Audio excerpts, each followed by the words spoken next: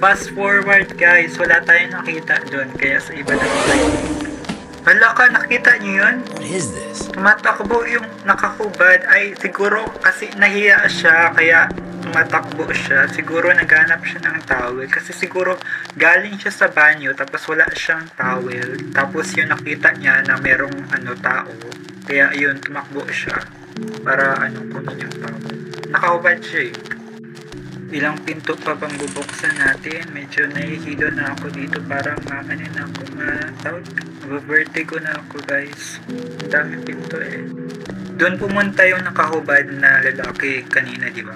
Tignan natin, baka nakabihis na siya ngayon, di ba?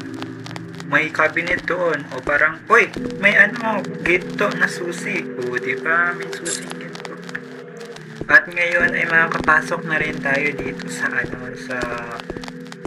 pintong to, as an akyat bahay. It's an achievement talaga guys. May hagdan pataas at may hagdan pababa. Siyempre pataas tayo, di ba? Kaso hindi tayo makapass through. Parang may invisible force. Parang yung force na nasa Star Wars. May the force be with you.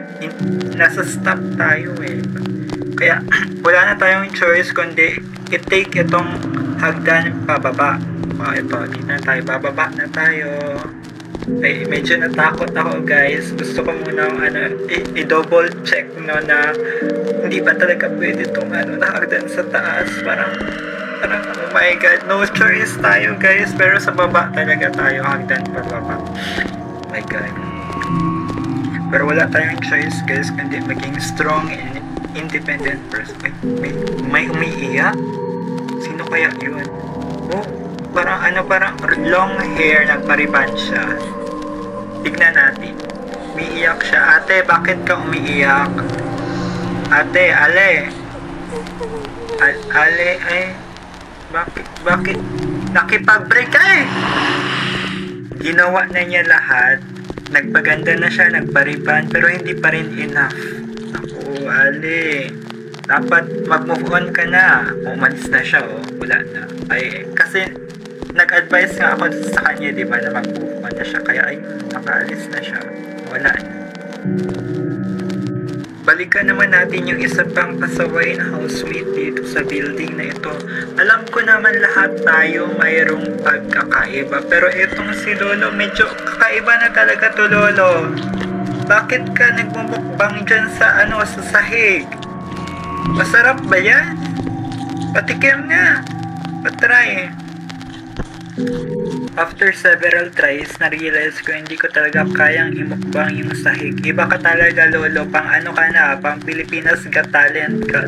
Kaya ayun, nag-move on na ako. Umalis na ako din sa room na yun. Kasi naiingit lang ako kay Lolo eh. May pang PGT siya na na talent.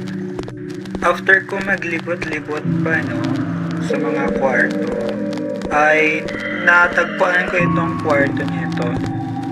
Ayan, pinuksan na natin yung pintuan at saka ayun, may kumikinang doon. Itutok mo yung camera doon.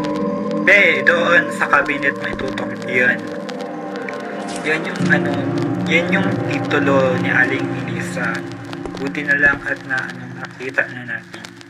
Ngayon, pwede na tayong makaalis dito. Sa mga magtatangkang mag-house turning dito, huwag kayong pumasok dito sa room na to kasi matatrap kayo dito sa room. O yan, sinabi ko na nga matatrap ako. Hindi na ako makalabas dito kaya i-restart ko na yung game. Guys, ito yung tamang door o palabas. Ay, may pa sila may parang farewell, despedida na dance segment. Kasi nakaalis na tayo. Halata naman na masaya sila na nakaalis na tayo, di ba? Huwag kayo mag-alala, hindi na ako babalik dito. Tayo na at puntahan na natin si Aling Melissa. Siguro bored na yan kasi wala siyang kachismisan. Basta na kaya si Aling Melissa? Hala! Si Aling Melissa nakahintay sa big bike natin. Guys, nakalimutan ko nga palang ikwento sa inyo. Kami pala ni Aling Melissa ay may iba kaming trabaho. Parang para extra income, ano din kami, riding in tandem. Riding in tandem, kaya sa gabi kami nagmamaneho itong big bike namin. This way. At maghahanap na tayo ng matutok. Uy, may nag-volunteer.